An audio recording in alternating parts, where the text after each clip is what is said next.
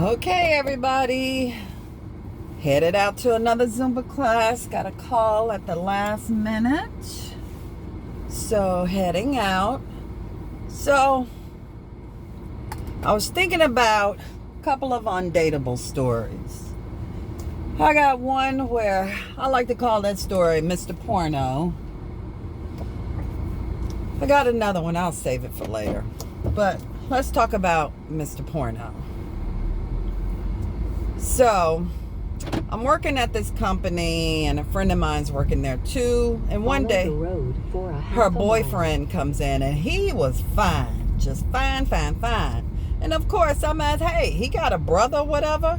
She says, actually, he does. He has a brother. I'm like, oh, well, hook a sister up, this and that. Give my phone number. Tell him about me. Give my phone number. This is before the internet, so it wasn't like I could see a picture. Blind date. So she gives him my number. He calls me, and we set up a date. Again, never let him pick you up at your house if you never met him. Let him pick me up. At the time, I'm living in Illinois. He's living in Missouri, just right over the bridge from each other. Turn right. So he picks me up, takes me over to Missouri side. We go to a nice little Italian restaurant, have some drinks, had some pasta. You know, one drink, pasta meal, a little hors d'oeuvre. Back then, it probably was about $50-$60 for the both of us. On the other side was like a live band playing music. So after we ate, and I had to take a little to-go thing because I couldn't eat everything. And I said, well, let's go on the other side. We'll have some drinks, listen to the music. They're like, oh, I know somewhere better. Okay. So leave, get in the car, put my little plate in the back and whatever, and we go off. And he was like, oh, I forgot, I need to stop by my apartment and feed my dog. I forgot to feed him. And I'm like, oh, okay. So we get to his place, and he parks, and he's like, oh, well, come on up. I'm like, no, I'll wait in the car till you go up and get your dog, because I wanted to go out. I wanted to stay out. Well, no, it may take a minute. Come on up. I want you to see my place. I'm just going to feed him. We're going to leave, this and that. Blah, blah. Okay, so reluctantly walk up with them. Just a little one-bedroom apartment, living room, kitchen, bathroom, bedroom. So there is a dog. He had the kitchen blocked off. Turn right. So we get in there. I'm standing at the door. So, because he wants to feed his dog, and I'm thinking we're going to leave. So I'm standing up the door, and he's like, oh, no, sit down. I'm like, I don't really want to sit down. I'm not comfortable. Just feed the dog. Let's go. So he goes in the kitchen, stays a while, and it sounds like a big dog in this kitchen. And comes out with a big old bowl of vanilla ice cream. And I'm still standing by the door. He's like, oh, well, sit down, this and that.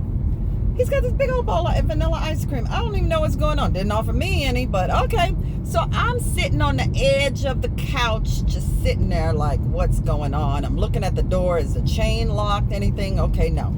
He sits on the floor next to me, but on the floor, turns on the TV, proceeds to eat his bowl of ice cream. In 1/4 of a mile, bear right onto. All of a sudden, I look at the TV, and it's porno.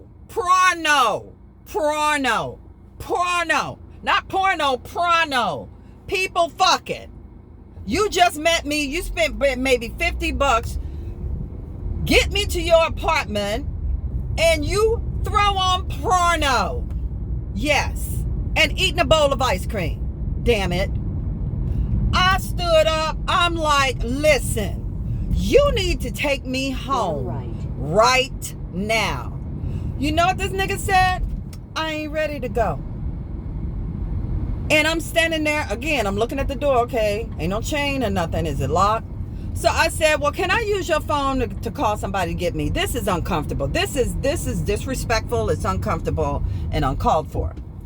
So he was like, yeah, use my phone. Call somebody. Blah, blah, blah. I'm like, oh, shit. Snap. I ain't got nobody to call. Because don't nobody know where I am. Nobody knows where I am. I probably got $4 in my purse. So I just sucked it up and said, Melody, get the hell out of there. Walk to that door. I just start walking to the door. I'm praying he don't snatch me by my hair and rape me, kill me, murder me, or what. So I get to the door. Whoo! It's unlocked. Open the door. And I walk out. I get in the hallway. Like, oh my goodness. He didn't come after me. Anything. So now I'm out the building. I don't even know St. Louis at this time. I don't know where I am. It's about 11, a little after 11 at night. I'm walking down the street, boo-hoo, crying. Again, no cell phones then. This was before cell phones. Crying like a baby. Don't know where I am. Don't know where I'm going. I'm thinking, well, maybe if there's a bus stop, maybe a bus will come by. Do I have to sit at the bus stop all night? I don't know. So all of a sudden, police pulls up, flashes lights at me, because here's this woman walking by herself crying in the middle of the night. Pulls over, flash a light. I run to the car, boo-hooing, crying, oh my God. He's like, ma'am, is there anything wrong, this and that? And I tell him I was on this date. A friend fixed me up. He forced me back to his apartment, or coached me back to his apartment and put on porno, and he wouldn't take me home, and I got the hell out of there. The cop said I did the exact right thing. Get the hell out of there. So I got out of there. He said, well, where do you live? I said, over on the Illinois side. He said, well, that's out of my territory. I can't take you there, but I can, he said, do you know where you are? I said, no. He said, you're by Forest Park. You're by Barnes Hospital. I said, oh my God, my friend's mother works at Barnes. She gets off at midnight. I may be able to catch her. So he said, yeah, I can take you there. So he took me to Barnes Hospital, called up. My friend's mom had already left. And I was like, shoot, what do I do now? So I ended up calling an ex-high school boyfriend, made up some story about I was out with the girls and they left me, because he still liked me, but he was gay. He was closeted gay. Prepare to bear left. But he still loved me. So he came and took an hour. He came 1 a.m., picked me up with his boyfriend in the car, giving me all kinds of walleyes, like, this ha. Yes, with the boyfriend in the car. I'm crying and everything, this and that. But I lied to him because I didn't know what to do. And just played all of that. Dropped me off at home. I go home. 1 something in the morning, called my friend who I work with and cussed her ass out. What the hell did you tell this man that he think I can go spend $50 on me, go to his apartment, put on some porn, and that's gonna excite me, and I'm gonna, I ain't tell him nothing, this and that. I can't believe he did that. I'm like, you said something. You said something. But you know me. I am a lady. I have never been a hoe. Okay? So that date, and I never talked to her again. Never talked to her again. But that date resonates in my mind to this day. People ask me, what's the worst date you ever had? Porno man.